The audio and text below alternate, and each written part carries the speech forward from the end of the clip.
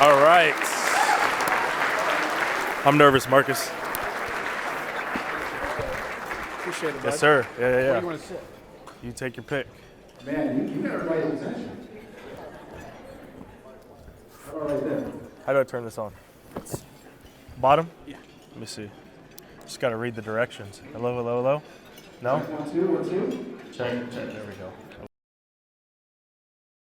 And I'm glad that you didn't, take off or really get upset when you saw the Astros highlight video. Thank you for not storming out of the room. I appreciate it. Did you play something? I didn't even see anything on the thing. I didn't see nothing.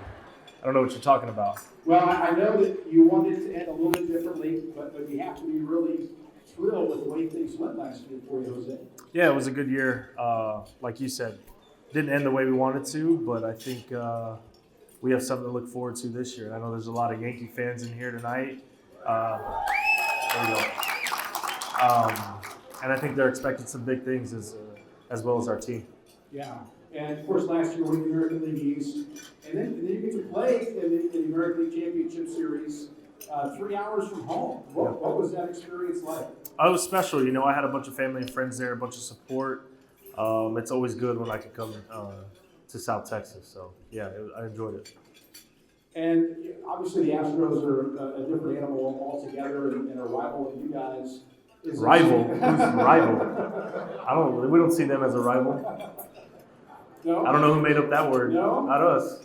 Well, is it different game planning for those guys in terms of the they're, what are some of the challenges, the pitfalls that you have to navigate as a catcher? Yeah, I mean, that 1 through 9, that's a great team. They deserve everything they earned this year. A very good team. Defensively, pitching, hitting, they do it all, man. They're very fundamentally sound. They catch the ball, throw the ball, hit the ball.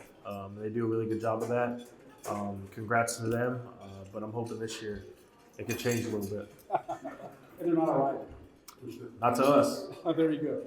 Well, obviously one of the big parts of your game is the way that you call a game, manage the pitching staff, and are able to coach those outs. Can you kind of take us through your process of how you go about? Well, not exactly. I can't give you too much if somebody's sitting behind me over here.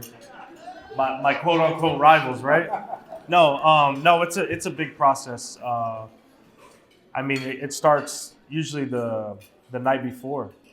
You kind of get the roster of who's on the roster, who's available that day, who's battling an injury, who's been hot, who's been cold. But it starts the night before. My wife can tell you I'm up a lot of the time, a lot of late hours. And then in the morning, I just kind of finish off my scouting report there. But I mean, it's going through every hitter's tendencies, what they like, what they don't like, going through their pitchers, seeing what their pitchers like to do.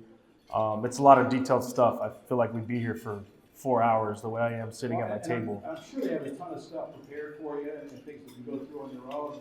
Is it a bigger challenge just to kind of siphon through all that and eliminate maybe what you don't want to look at? I mean, I guess you kind of get better as you go on about, okay, I like to pinpoint on this thing and not that thing. Yeah, it takes a lot of work. You get used to that. It's over the years. I remember when I first came into the league, I had Jeff Mathis teaching me how to do a scouting report. It took him 45 minutes, and it was taking me 4 to 5 hours. So I was like, man, I got to figure out how to do this in 45 minutes to an hour. So, but it takes time. It takes time, just like anything. You practice it, you get better at it over time.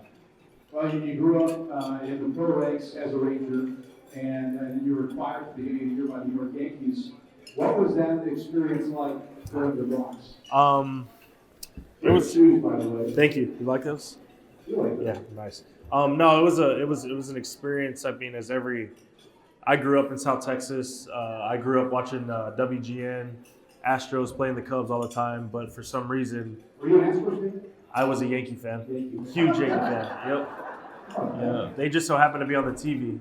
But not on the main station like the Yankees. You know what I mean? Yankees were always on ESPN. So there you go. So, but yeah, I mean, I always loved the way Derek Jeter carried himself and played the game. So, for me to be able to wear pinstripes, I take a lot of pride in that because I grew up a Yankee fan, and I know what it means to be a Yankee. I know how much people would appreciate that. I know there's kids sitting in this room that could be a Yankee one day.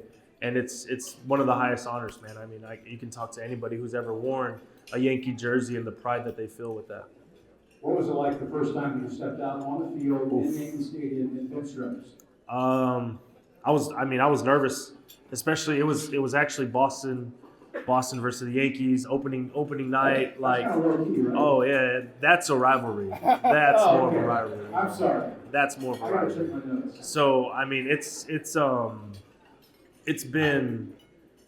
I'd say the moment I walked on the field, I felt comfortable though, like I was supposed to be there. Like I had, not that I have earned it, but like I felt like I had dreamed of this, and I was able to kind of take a step back and be like, you know what, like being a kid from South Texas, like playing at St. John Paul the high school, and Similar going fields, I would say. just a little bit. The lights are a little bit brighter, Yeah. a little bit brighter. But being a kid from here and being able to be a New York Yankee, I take a lot of pride in that. It was a special moment for me.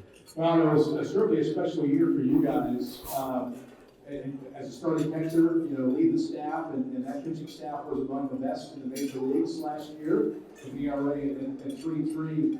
What was it like managing that firepower? A lot of talented arms on the staff. Yeah, no, I mean, every guy has their different tendencies. So there's some guys that want information, there's guys that don't want information. So you got to really learn on the fly, and you got to learn what guys want, what guys don't want, what they want to hear before they go out there, whether they want to be involved in a lot of scouting reports, whether they don't want to. So managing those guys, I always give credit to Kyle Higashioka, the other catcher on our team. I mean, he helped me through a lot, especially the first month, just kind of trying to get to know those guys. And that's got to be really tough, especially going from the Rangers organization where you have just so much institutional knowledge. Yep. And first of all, it's just getting names right, I would imagine. No, I mean, I was on the plane headed to Tampa from Arizona, and I was like, all right, I need to figure out these dudes' names. I can't imagine. The crazy thing was that there was no picture, so I couldn't put a face to a name. So I was like, all right, I think I faced this guy before. I think I know what he looks like. Yeah. So I just started going kind of like off their hometowns as well. Very good. The guys probably thought I was weird because I was like, oh yeah, you're Jameson Tyon, you're from Houston. Like, he's like, yeah, how'd you know that? And I'm like, well, I looked you up. I mean, I know who you are. So kind of just going off their hometown. I'm like, yeah, we have something in common. Well, it seemed like you worked with Garrett Cole really well last year. He had some really good numbers, especially working with you. What was that experience like working with Cole? It was a lot of fun. I enjoy that. He's one of the best in the game, if not the best. He prepares like he's the best. He goes out there and does his routine like he's the best. And that's top notch. As a catcher, that's what you want to do. You want to be able to catch the best guys. You want to be able to be on the biggest stage and catch the best guys in those big situations. And when you say that he goes out there, practices like he's the best, he's not leaving anything to chance. He's not saying I'm really good, I'm just going to rest on that, go out there and get it. No, he don't do that. I mean, the preparation is I think he's the best at it. The way he prepares for his starts, the way he prepares for his bullpens. He goes out there, he watches the other starters throw their bullpens. A very supportive teammate, very good dude. What's it like catching a 100-mile-an-hour fastball? It's quick, but I always say it's like when people. What does it feel like? I mean, what does it feel like? It just depends on where you catch it. Whether you catch it in your palm or you catch it where you're supposed to catch it in the web. But I say it's like everything you do in life. I always compare it to kind of like driving or handwriting. Like over time, you're going to get better at it the more you do it. So you kind of just set up the machine at 105 and just be like, all right, bring it. That takes a lot of courage, for sure. You mentioned that you really appreciate the history with the Yankees. And obviously, the Yankees making big-time American League history this year with Aaron Judge breaking Roger Maris's home run record for a single season. What was it like having a front row seat for all that? That was special. That was a crazy finish. That was a crazy finish. For a moment there, we were like, hey, dude, are you going to hit this home run or not? Like, come on, man. But the crazy thing was, you can't joke with him about that, right? He would like that. He would like that? Did you joke with him about that? Oh, everybody did. But the good thing was like what's more impressive, and anybody who's loves the game of baseball, which I know a lot of people in here do, is that while he was on this chase, he was like walking, like not swinging at bad pitches. He was taking good pitches. He was like, and so the good thing is like you saw like everybody was trying to go at him, quote unquote, go at him, but there were some competitive pitches here and there. But I think that was one of the most impressive things was to watch him, how he went about his business. Like, all right, I'm just going to take my walk, and then finally he's like, oh, I get something to hit, and he hits it out of the park. Well, you had a great year offensively as well this year. Hit a lot of home runs. What went right for you at the dish? I mean, if you had to put a finger on it. Round ball, round bat, hit far. I don't know. No, I mean, I put in a lot of work in the off season, and I just try to prepare to where I can get on the field and just be free and just play.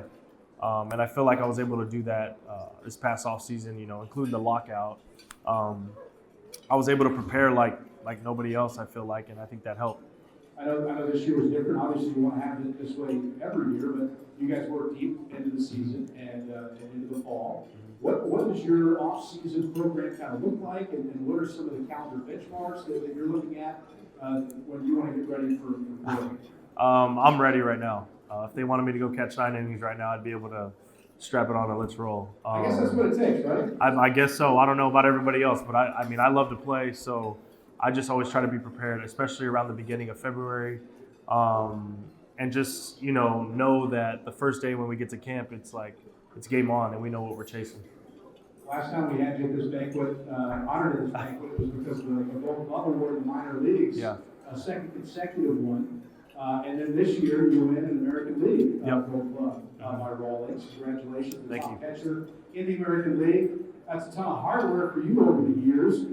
Is there a room? Is there a shelf? Where do you put all this stuff in the house? Well, we're in the process of buying a new house right now, and we got to make some custom shelves. But I heard you can buy, I don't know, Coach could probably attest to this. I think we can buy one of those replica World Series trophies. So I got a cutout ready for one. So getting ready for that one. That's the one we want. I like this guy's style. What do you think? Very good. Part's a 5-year Major League career, and all that kind of began in 2018. What do you remember about going from Frisco to Arlington in 2018? I almost ran out of gas. I know that. There was also a lady on the side of the road that I probably should have stopped to help, but I was like, no, this is my time. Done enough of that. I got to get to the field. No, it was a lot of. I was thinking of the people that I could thank. I think I called JJ. Pretty sure I called JJ Trujillo. I called my coach. Obviously, my wife, my mom, and my mother-in-law were at the house when I went to go. I had a bag packed. So I told them, I said, whenever I go grab this bag, just know I'm going to big leagues. How long was this bag packed for? Oh man, I was 10 years old when I packed. I'm just kidding. No, I'm just kidding. No. I was in the minor leagues, and I was like, hey, just know this bag has Rangers gear in it. These are the Rangers colors. Everything in here is coming with me when I go to the big leagues. So I showed up and I picked up the bag, and they're like, started freaking out and screaming a little too loud for me. I think they woke up my son too, but it's all right. But yeah, it was a good moment. It was a good moment. I feel like it was yesterday. It goes by fast. Yeah, it's really cool. And some big hits mixed in there as well. Yeah. Some momentous hits. And it just feels like all the big moments for you really come at opportune times. And I guess that says a lot about your hard work and your preparation, where all that stuff means opportunity. But when you live a baseball life as you have, and you're still very young in your career, but it takes a lot of sacrifices to be able to do what you do and travel and put the time in. But what I enjoy about you, every time I see you on the socials, on the Twitter, on the Instagram, you're not on TikTok, are you? You're on TikTok. I'm not on TikTok. No way. Every time I see you, you're with your family, you're sharing moments with your family, bringing them into the clubhouse, bringing the clubhouse into the classroom. Yeah. What's it like sharing all those experiences with this wonderful group over here? No, it's great. I believe that if you're going to make this happen, you have to have a lot of people in your corner and a lot of people supporting you. And that's who I have at this table right now with me. I have one of the greatest mentors anybody could ever have, my coach, Coach Castillo. And then I was fortunate enough to learn from JJ. He was a pro guy. He pitched in the big leagues.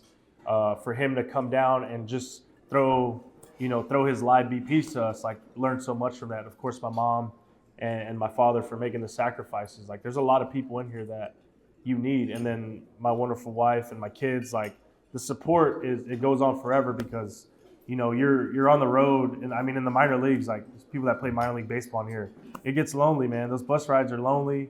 You're 0 for 20. You freaking suck. Like, it's bad. Like, you're like, man, am I ever gonna get a hit? 12-hour bus ride. Exactly, from Corpus to Midland. Exactly. So like I love Little Rock, by the way. It's a fine time. yeah. So you start questioning yourself. You're like, man, I don't know if I can do this. But then you have people like I do at my table right now, and more people. There's plenty more people that have backed me up, that have gave me words of inspiration to help me get through that day. And, you know, turn around and be like, hey, man, you worked hard for this. Like, don't forget where you've come from, but don't forget the work that you put in. Like, this is going to work out. So, I mean, it really does take the people. So the people that are at your table right now are probably the people that are going to be supporting you for a really long time if you want to chase your dreams. So get to know them. How about that? Here. Very good. You've mentioned Coach Castillo a few times. You guys go way back. Can you tell us a little about your relationship and how that has blossomed over the years? Well, it started when I choked on a donut. You choked on a donut? I was choking on a donut. I think I was two I didn't or 3 realize years it old. went that far back. That's far back. I thought you knew. So yeah, I was choking on a donut at Gardner State Park. I think he had just won like Coach of the Year, which is not new to him. But it was back then. Yeah. Person of my life. He saved my life. That's what he did. Person of the day.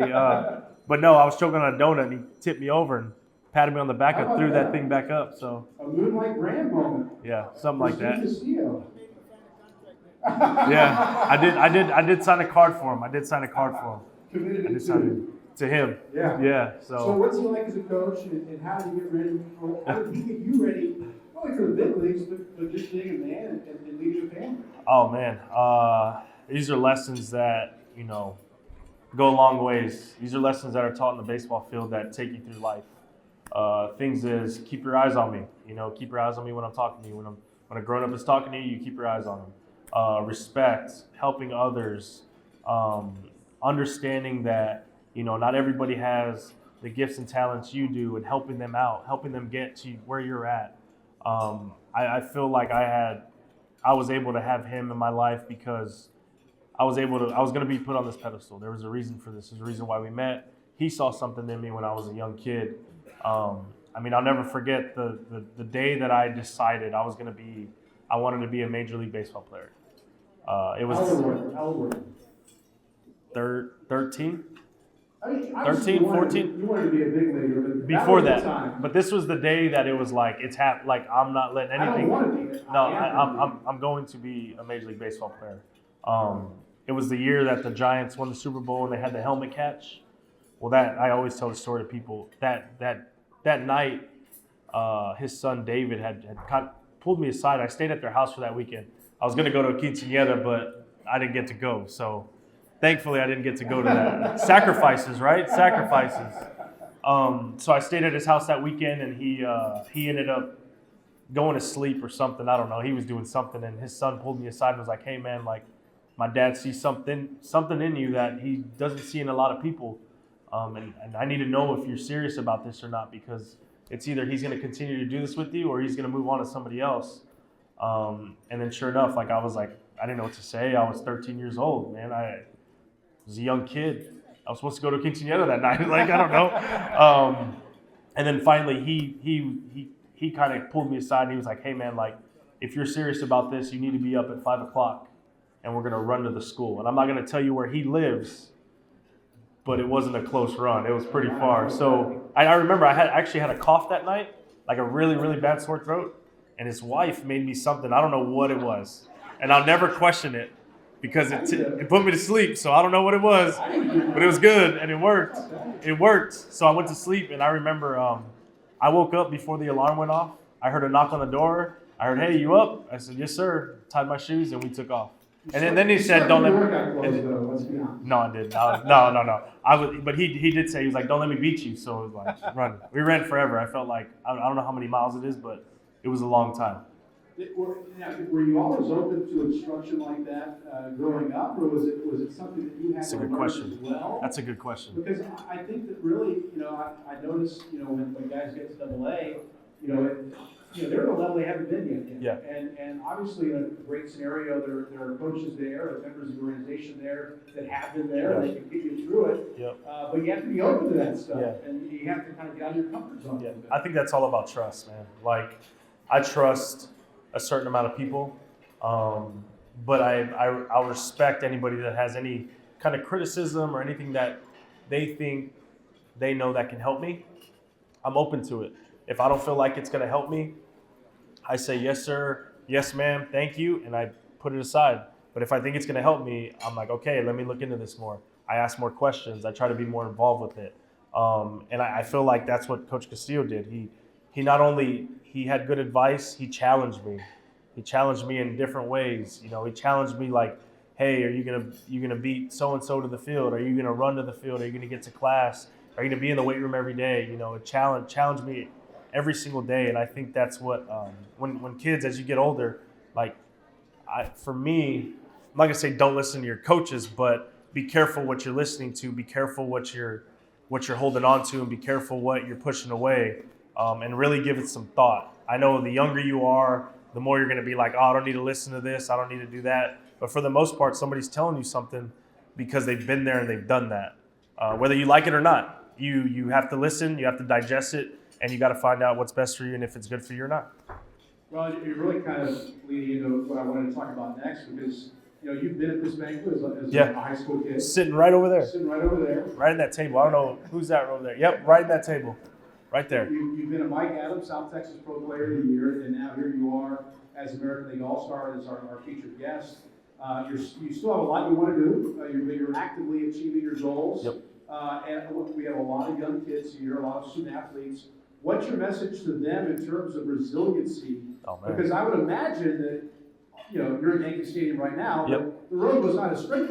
No, it wasn't. Darlington. It wasn't. Injuries happen. Things are going to happen.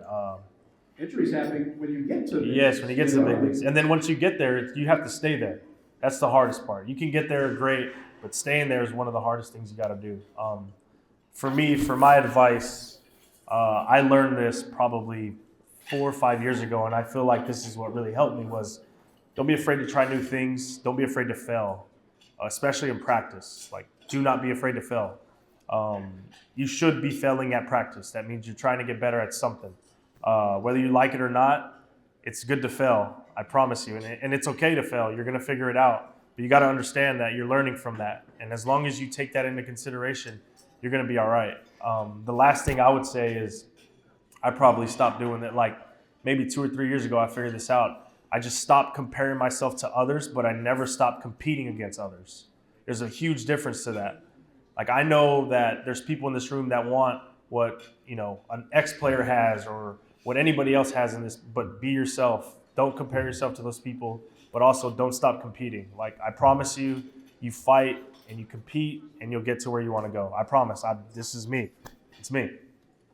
That's great advice, and certainly, follow this, folks. And we've been following Jose for a long time. He leads by example.